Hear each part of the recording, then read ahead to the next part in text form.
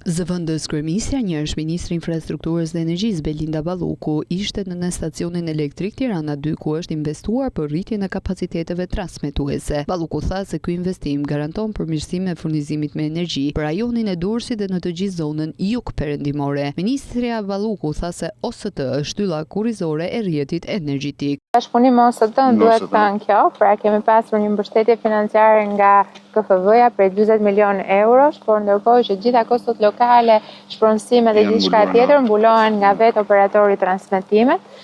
për të ndërhyrë në këtë stacion kaq të rëndësishëm, pra Tirana 2, i cili ofron energjinë jo vetëm për zonën e Durrësit, por për gjithë jugun perëndimor, le të themi. Balluku ndal edhe tek projektet energjetike me vende fqinje, ku në projektin e interkoneksionit Fier-Bidola janë mbyllur 80% e punimeve. Republika e Shqipërisë prej kohësh përmes operatorit transmetimit dhe Ministrisë Infrastrukturës dhe të Energjisë është ulur në tryezën e negociatave me qeverinë italiane, me Ministrinë e Energjisë italiane, por edhe me kompaninë, pra me operatorin e transmetimit italian që quhet Terna,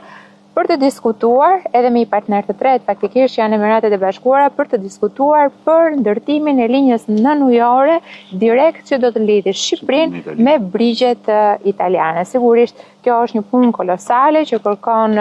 një kohë për ngjizjen e saj, për sa i përket studimit fizibilitetit, projektimit, gjetjen e pikave të duhura të lidhjes, pasi në rastin e energjisë nuk mund të shkosh në pikën më të shkurtër, po duhet shkosh pikërisht atje ku Italia ka kapacitete për të përfitur, apo jo. Dhe pastaj gjithë çështjet e batimetrisë dhe gjithçka tjetër që kanë të bëjnë, pasi të shtrosh një linjë nënujore nuk është njësoj si linjat e tensionit që ju keni në ajër. Drejtori i OST-s, Elisian Bici, u shpreh se në stacionin Tirana 2 është pika kyçe e OST-s, ku operohet me 3 nivele tensioni 400, 220 dhe 110 kWh, nga e cila furnizohet veriu, Durrësi dhe një pjesë kryesore e Tiranës. Sipas tij, projekti është përfshirë në 2 lote, në lotin e park me zgjerimin e 9 stacionit në ndërtim tek në stacioni Tirana 3, ku punimet kanë përfunduar në Rashbull dhe Tirana 2, transformatorët janë vënë në punë.